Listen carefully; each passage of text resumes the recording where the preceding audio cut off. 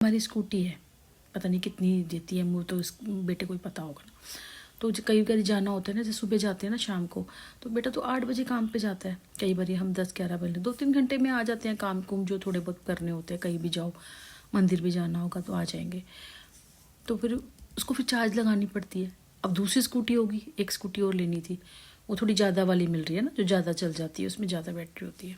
जैसे आया, ये स्कूटी चार्ज में लगाई, दूसरी स्कूटी अब लेके चले गए, काम कर लिया।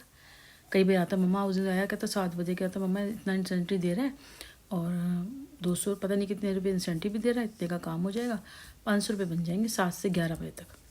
7 से 11 मैं कहा इतने में अपना काम करके बैठ जाऊँगी।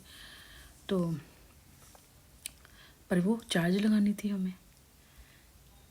अब जबकि सारा कुछ भरते जा रहे हैं, हमने आज तक कुछ नहीं रोका।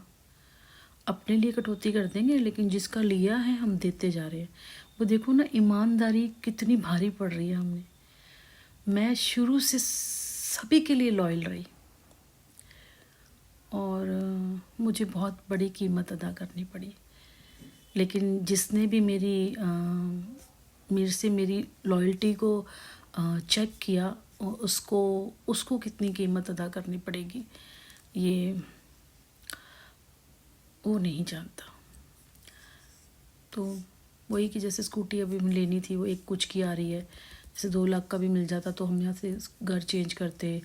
फिर मैंने कहा ना दूसरा काम था, तो 2-2 हो जाती तो काम के लिए भी ईजी हो जाता, हमारे लिए भी। क्योंकि देखो ये थोड़ी कि इंसान काम ही काम करेगा, कभी होता है मन हफ्ते में चलो कहीं चले जाओ, मंदिर चले जाओ या कहीं मार्केट चले जाओ, कहीं आसपास। क्योंकि देखो बाहर तो हम जा नहीं सकते, हम कितने साल हो गए, हम 2000 शायद 15-16 में गए होंगे कभी मथुरा वृंदावन। आज 5-6 साल से बस से आसपास ही जाते हैं और आ जाते हैं।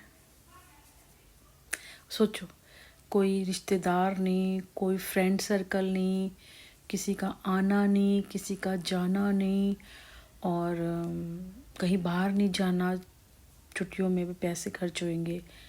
अब इसी लिमिट में कर रहे हैं, उसके बाद भी मुझे लोग कह रहे हैं कि मैं सेक्स वर्कर हूँ और मैं गलत हूँ, मैं आदमियों से बात करती हूँ और मैं ये करती हूँ। जबकि मैं औरतों को बता रही हूँ कि तुम ऐसे करो।